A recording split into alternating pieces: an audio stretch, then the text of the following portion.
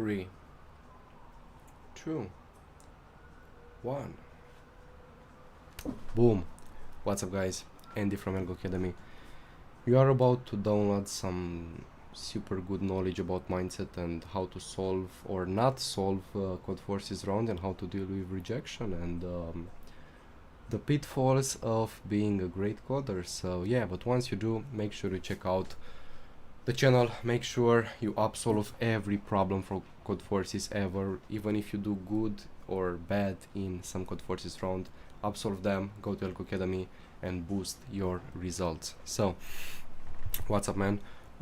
Please reply if you can hear me well and everything is fine, because I need to know that before starting. So yeah, and by the way, missed me? I know we haven't gone live for a while, so probably lots of you just, I don't know, thought I don't know, I was in danger or something like that, I was kidnapped or something like that, but no, Andy's here. Andy's showing up even when he doesn't do well in Codeforces rounds. Andy always shows up, because that's the journey, you always show up. I've been showing up for 6 or 7 years, so this is why I'm here, and this is why I know I'm going to be a, I don't know, yellow coder if I put my mind to, because I always show up, right? So let's learn about my failures in this contest, and let's do it well. And stick with me on this live, because I got a very nice surprise to you. I didn't manage to solve A, B, C, D, E, F and all that stuff, but I got a very good surprise for you, just to reward you, because you are here and you sustain and you support me even when I fail, because everybody fails. And if I fail and you are here and support me, then man, that's all that matters, right? So I think we can move on. So round 654, div 2, right? Let's refresh the page. So A and B got accepted. I only managed to solve A, B and C, and let's take a look at my submissions, because solved A 3 minutes, solved B it took me 15 minutes. Alright, that's cool. Solved C, until I got accepted, it took me 1 hour and 34 minutes. That's not quick. So again, you see me, right? You look at Andy and you're maybe like, I don't know, yo Andy, you're so great. No, I'm not always great, man. I haven't been always great. I haven't been always a high performance dude, and I won't always be great, like number wise, rating wise, contest wise, but I'm great in my mindset, and I know that even when shit hits the fan and my performance is not the best one, yeah, I'm just gonna be there, show up and get over it, solve it, learn from my mistakes and do better and better. So this was the intro, guys. Lots of love for you who sustain the channel. Just the self-promotion, the usual one. Like this live stream if you want to support me, subscribe to the channel, subscribe to Algopedia, and join the Discord server. It should work right now. I know the last time that the link was broken or something. Follow me on Instagram, and most importantly, man, if you didn't get your free account in AlgoCademy, you have got free problems and you have got a surprise that I'm going to tell to you right now, but please be patient, right?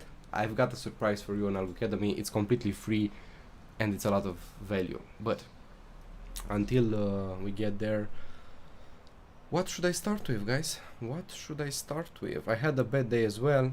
Everybody's got bad days, man. Everybody's got bad days, so it's cool. Don't beat yourself up. Don't beat yourself up. That's the most important lesson that I've learned. Be relentless. Always want more, right? Always improve yourself, but don't beat yourself up, man. Because I've had a terrible day, and look at me, I still show up. I bet 9 out of 10 guys with this kind of performance 3 div2 problems in 2 hours for who I am and what is my skill and I don't know, my IQ and my possible performance. With 3 problems I should have been ashamed and haven't showed up, but I show up. So don't beat yourself too hard, man. And I think these live streams are the best lessons and examples that in order to be a great coder, you have to take the loss, you know, have to take the loss and be like, all right, I've solved 3 problems, that's cool, come on, problem D, why haven't I solved it? Oh, because 1 hour and 52 minutes I managed to get accepted on C. Cool, all right. If I got accepted at C at minute 20, could I have solved D? Maybe yeah, maybe not, who knows. We will talk about D. I will explain D because I think I got a solution but have no time to implement it. So yeah, we'll see about that. But please learn from my mistakes, because if there is one thing that you should take from these live streams and is worth your time and energy, is to learn from my mistakes, right? And look at me and see that I'm not perfect and see that I fail a lot of times, man. But what makes me better or great or better than other dudes who gave up is that I can take losses. I love losses. I know that after this contest my rating is going to go minus 150. Yeah. Do I think about minus 150? No, I think about, oh, next one is going to be plus 150 because, yeah, that's where I'm going. Upper and upper and upper. So, thanks for the support, guys. What should we do? Let's see the comment section. Thanks for the motivation. Start. Alright, you're impatient, guys. Let's start. So, managed to solve A, B, C, but we are also going to talk about this. So what should we start with? Let's think. You know what? I'm going to start with C. Yeah. So, I mean, nah. I'm going to start with B actually, because to be honest, I'm honest with you, I had problem solving B too. It took me 15 minutes. It should have taken me 2 or 3 minutes if it was easy for me. So let's start with B. So you probably know the statement, right? You are given some kind of magic calendar and the number of weeks is infinite. So basically you have infinite number of rows and you get to choose the number of columns, but you will choose it with some boundary, with some limit. You can choose the number of columns, which they named K, between 1 and R. So basically the input, right, for each test case, you are given 1000 test cases and N is 10 at power 9, R is 10 at power 9. So guess what? Yeah, you are supposed to come up with some mathematically formula. I don't know, you can't do a brute force approach, iterate through the rows or columns, or maybe fix that K, right? Because it's intuitive, let's fix K. No, you can't do this. So you should be very pragmatic and come up with a formula. And that's what I did. So, let's see. So N and R, and for each possible K, for each possible number of columns, you have to say how many different types of figures you can come up with, right? And the figure is made of basically consecutive days. So you can see here, you basically start from a cell, right? So if you know the starting cell, you basically know the whole figure. I mean, that's not some Sherlock Holmes genius stuff. It's kind of obvious. So once you know the starting cell, you know that you are always going to move further and further until you reach maybe the end of the current row, and you move to the next row and start from the first column and just move to the right. So, cool. Let's see how I thought about this, right? So, I'm thinking like that. First of all, as I've said, I have to count the number of different figures. What is a figure defined by? I always think like that, right? I have to count the number of sub-arrays. I have to count the number of subsequences. I have to count the number of unicorns, bears, rabbits and stuff like that. I always think about what is that thing defined by. Because if I think about a figure, a rabbit, a subarray, I can think about a lot of things, right? And they can look different. But all of them have something in common, have a baseline, have a fundamental property or number, right? So one piece of advice and knowledge that I am giving to you right now is that when you encounter problems, listen to me, repeat this, write in the comments, whatever it takes for you to remember this. When you are supposed to count how many animals, I don't know, unicorns are out there, you will always suppose what is that thing defined by. But concrete things, not abstract ones, right? Concrete things. What are the 1, 2, 3, 4 integer values that if I know that figure?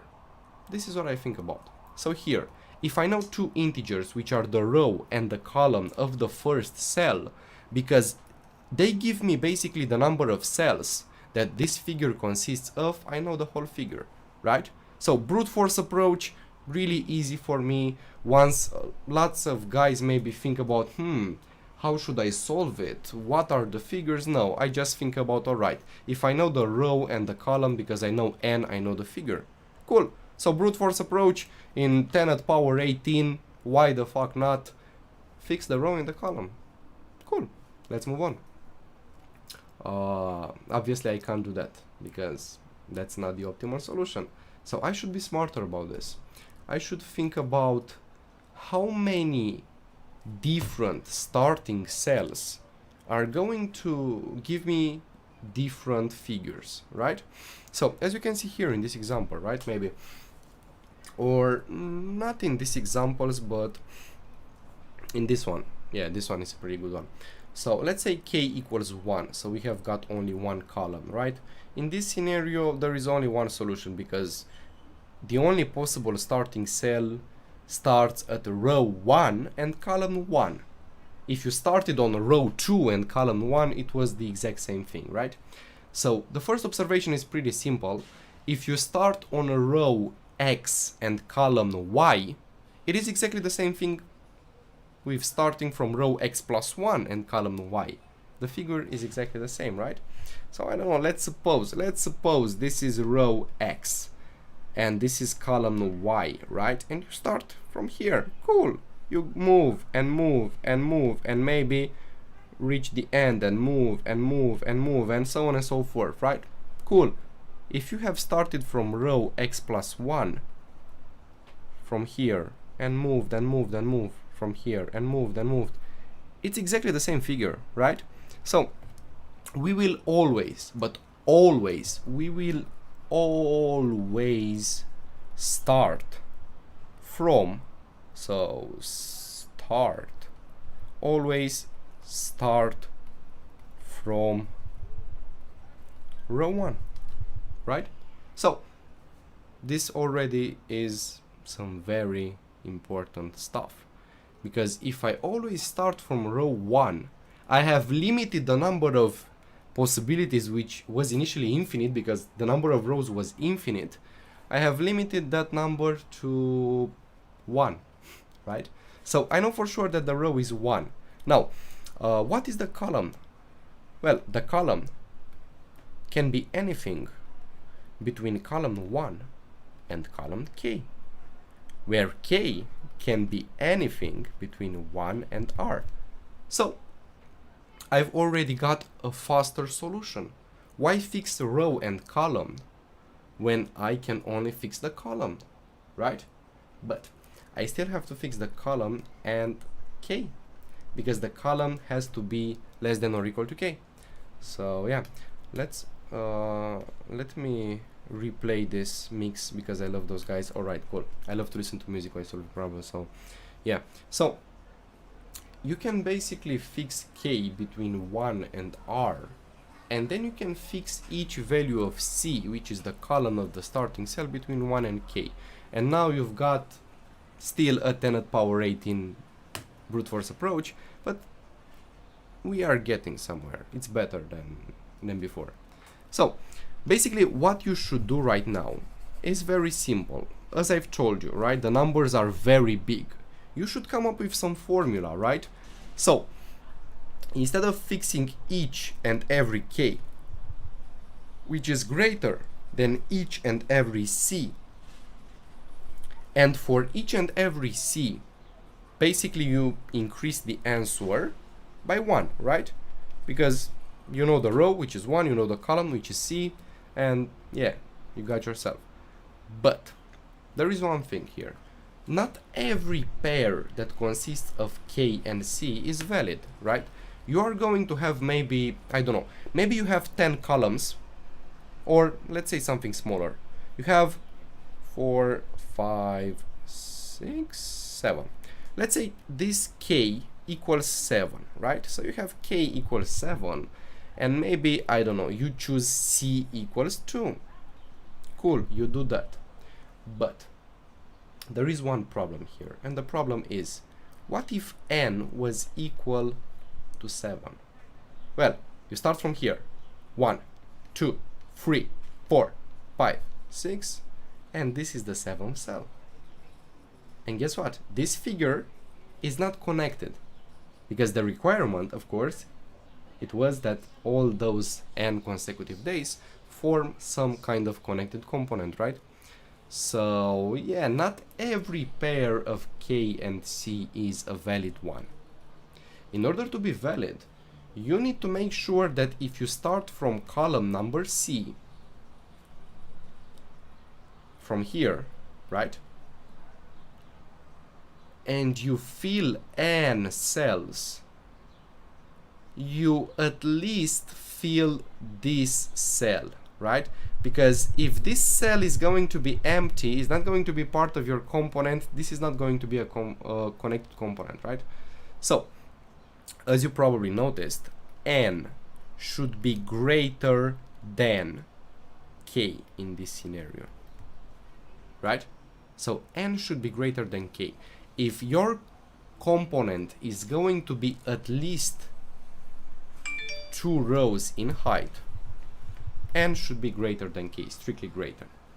And that's what you need to know, basically.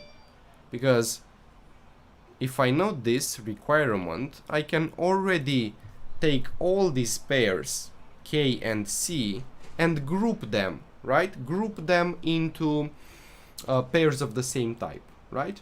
So we have got the following types. First one is this type of pairs in which n is less or equal than k. If n is less or equal than k, this is very important.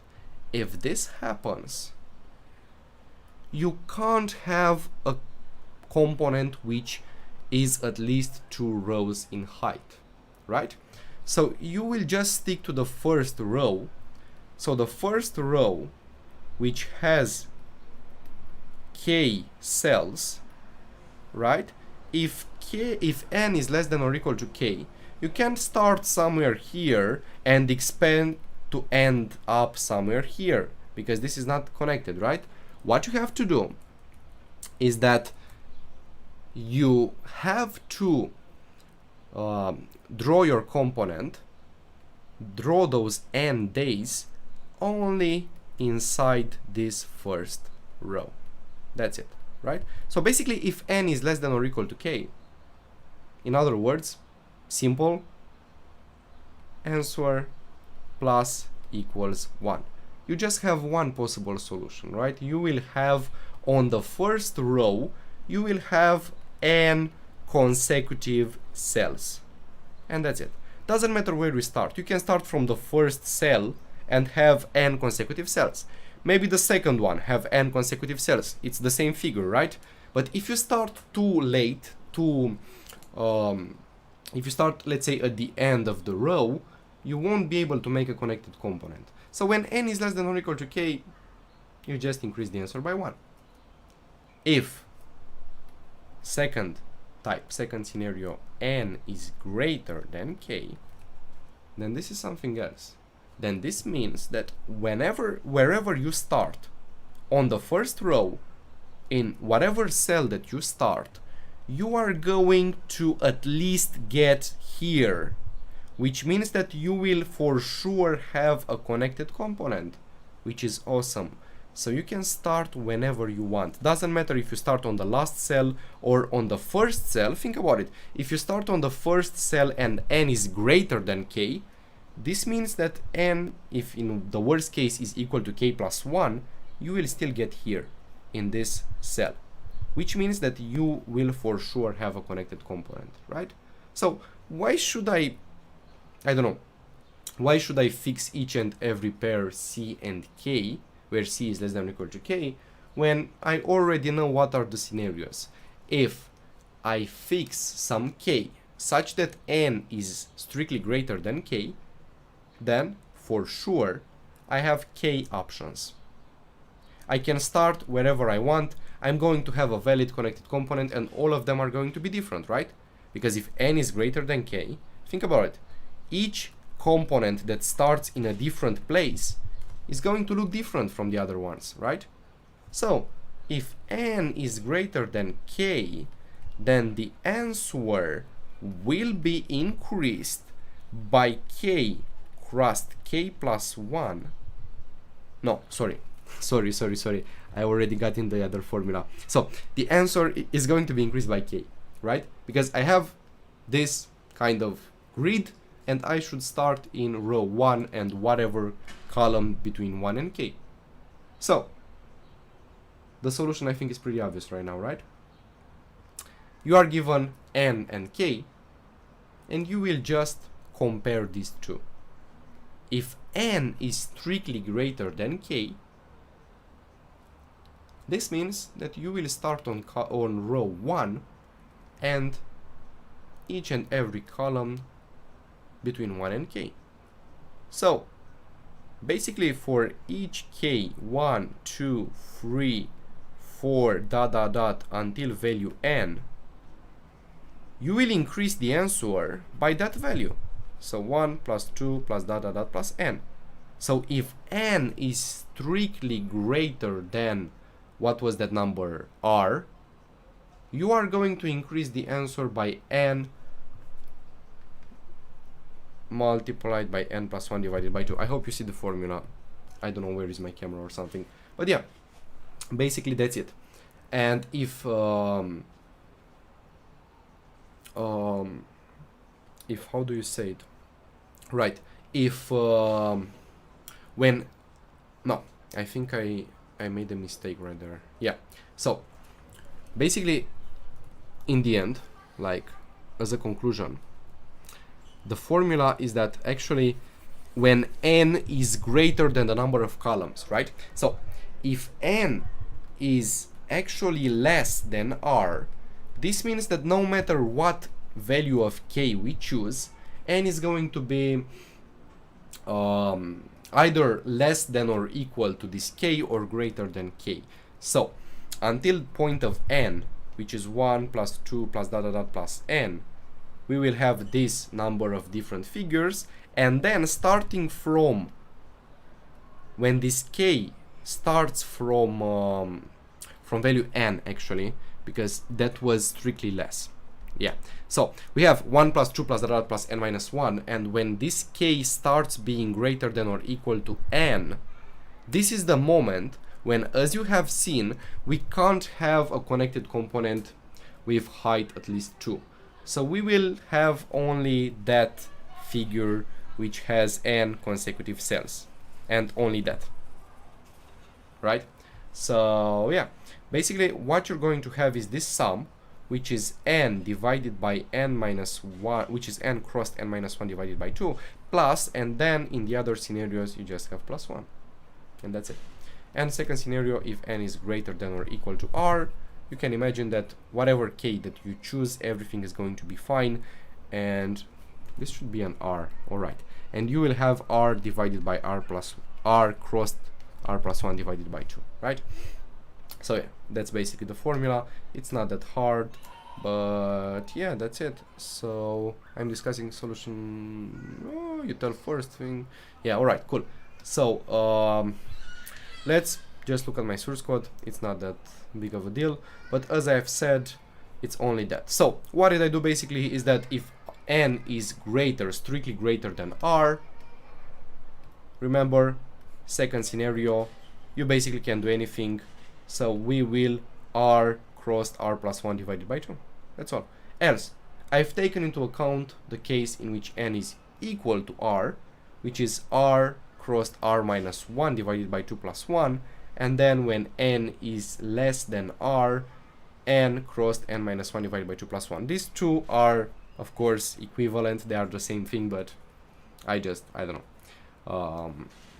I was in a hurry, so I didn't think about that. But yeah, basically there are only two scenarios. N greater than r, you can do anything. N less than or equal to r, you are 1, which is on the same row, plus that formula for the other things. Yeah.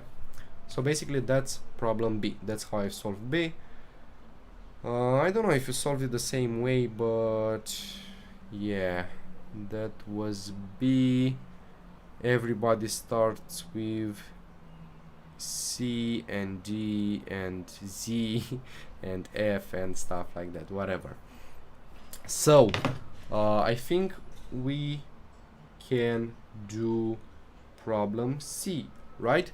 So problem C, which is a cookie for you, which is pretty interesting, right? I bet most of you maybe wait for problem C and how I made my mistakes on problem C and what have I learned from it, because that's more important than anything else, right? So problem C, which is a cookie for you. All right, cool. So you know the statement, you know the deal.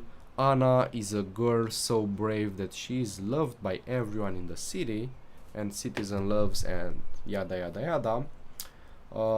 Basically we are given 4 integers a, b, n, and m. A is the number of vanilla cookies, I think. B is the number of chocolate cookies. N is the number of guests of the first type, and m is the number of guests of the second type, right?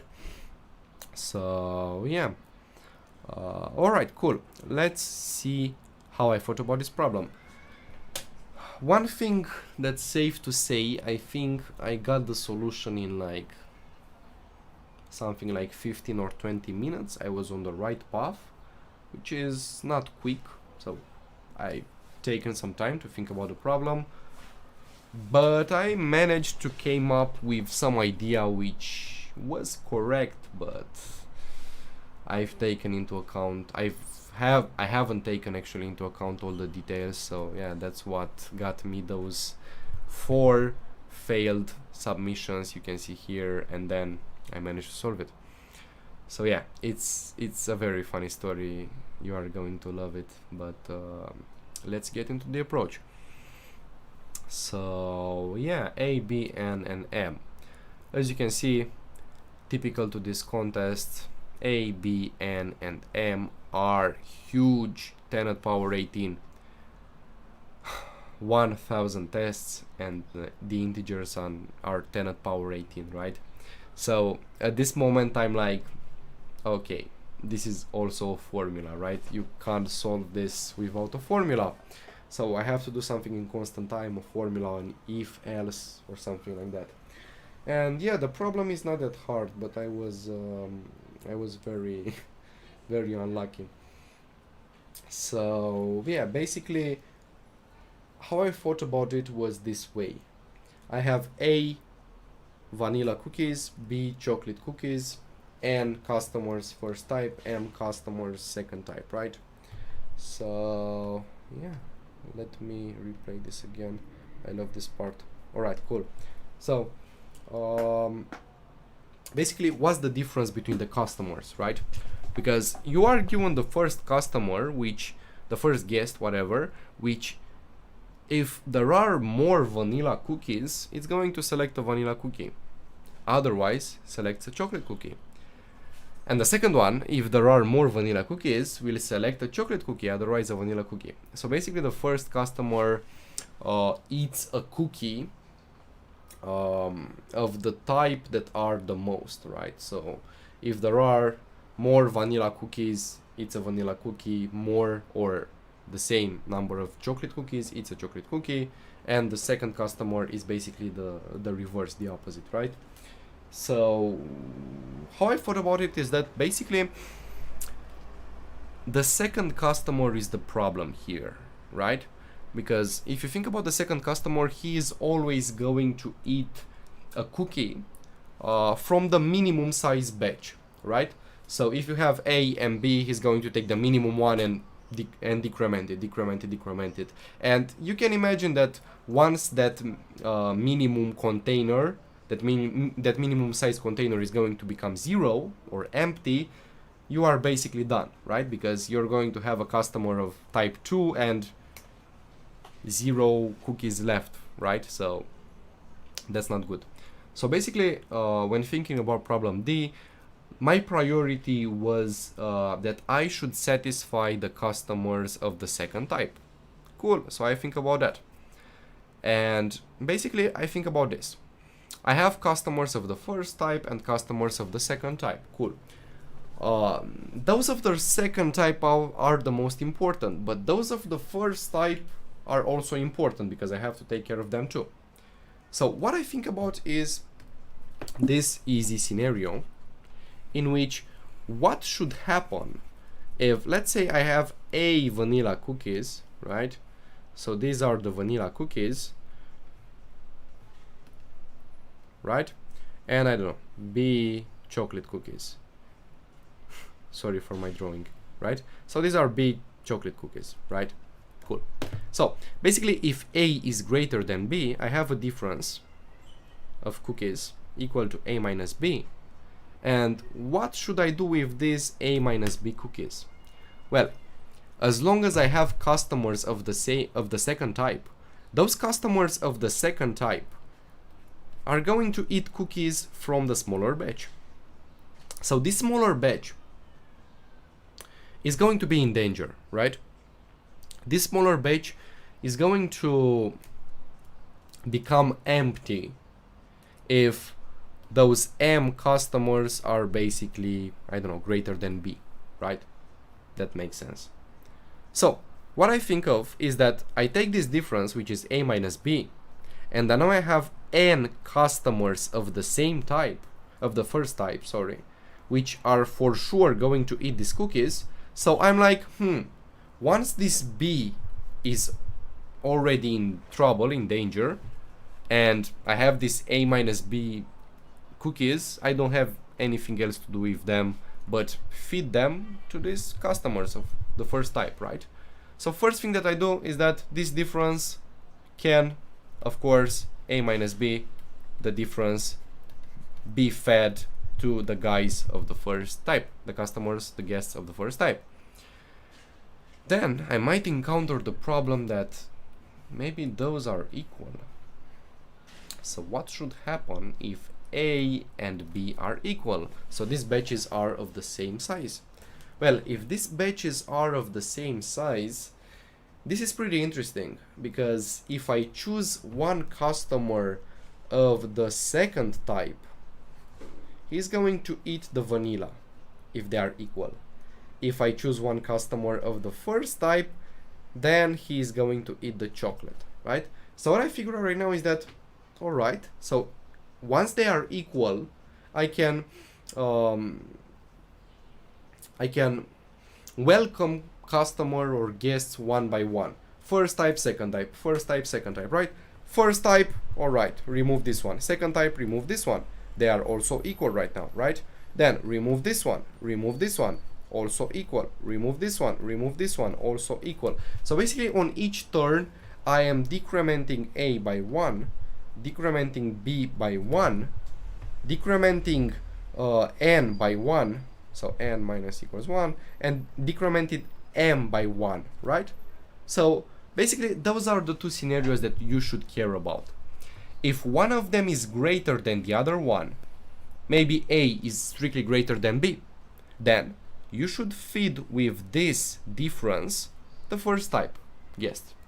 Maybe B is greater than A. Okay, you should feed with that difference the first type customers. But if they are equal, you should feed 1, 1, 1, 1, 1, 1, right? First type, second type, first type, second type, first type, second type. And of course, you won't do this by brute force approach. You can come up with a formula of simply imagining what should be the formula, what should you do in order to be able to finish the cookies. I mean, worst case, finish the cookies and finish the customers by feeding them one by one, one by one, one by one. And this is what I messed up. Seems pretty easy, right? Seems like a formula, seems like something like that. Yeah, I messed it up. There are at least 2 scenarios that I haven't thought about it, and I'm not proud of my code. I've written code in a very, very silly manner. I've written bad code because I was in a hurry and I was like, okay, let's solve this quick. I've written bad code and yeah, I haven't taken into account all the scenarios. But you can do this in a couple of lines and take into account all the scenarios. And this is what is the surprise that I have for you. AlgoCademy, guys, check the bio. Go to the bio and you are going to find a link to AlgoCademy. So I don't know where is going to be the link. Oh, I think in edit or something. Anyways, go to the bio, you are going to find a link. Code the problem discussed with us at AlgoCademy. Use that link, access the link, and you will basically be welcomed into AlgoCademy. You will basically log in, general arena, and Codeforces a cookie for you, right? This is free, don't have to pay, just make a free account and you can use our coding tutorial for coding this question. So don't be like me, don't code it all over the place, don't code it messy. Now that you know the solution and you know the mindset and how I thought about it, and the solution, trust me, is correct, I got accepted on it, use this coding tutorial. Again, it's completely for free. Just log in with Facebook or Gmail and you can write some code with us, right? Write an if statement that checks if a plus b is less than n plus m, and if so, return false. And you will code along us, right? So this was the surprise because I haven't managed to solve a lot of problems from Codeforces. At least we had time to make a customized coding tutorial just for you guys. So make sure to try it out. Again, it's for free. You can give me feedback. And after getting to understand how the approach works, you get to code it along us and see how good code looks like, not what I have done in the contest. So yeah, enjoy that. It's my pleasure. So this is C. I'm not going to break any surprise, not going to show you any source code. Just go to the coding tutorial and make sure you solve the problem. Yeah, Codeforces looks very messy right now. So alright, cool. Problem D, problem C, I don't know. Was it judged?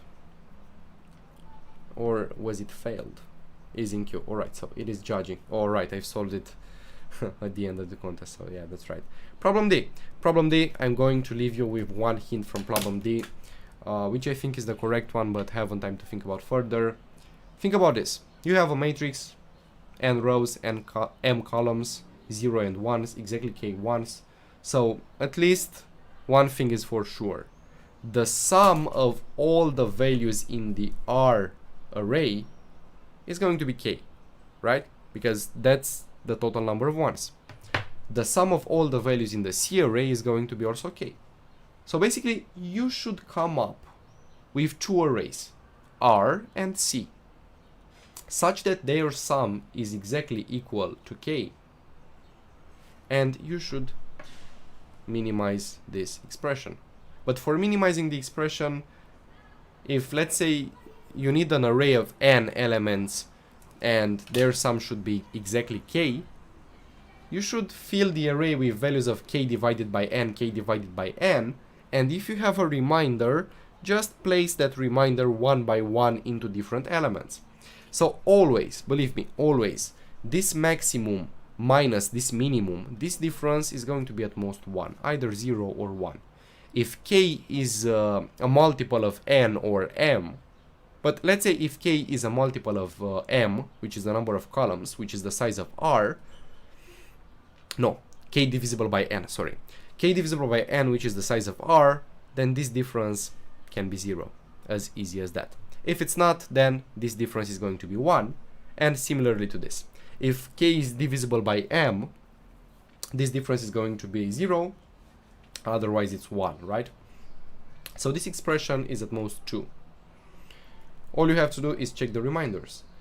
After you do that, the thing that I haven't time to think about, but I think it shouldn't be that hard, is that once you know the array, let's say you know the array of rows and the array of columns, you have that many ones on each row and that many ones on each column. Based on these two arrays, which we know for sure, we should build a matrix, which I think it should be a constructive algorithm or a greedy approach. Again, haven't the time to thought about it, but it shouldn't be that hard, so I guess you can do it. So again, guys, thanks for being here, thanks for joining me in this live.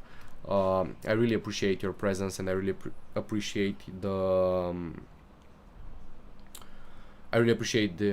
support and for you being here. And yeah, I will show up every time, man, even if it's a messy contest or not my best performance ever. I will show up. So thanks for being here, guys. Like these live streams, subscribe to AlgoPedia.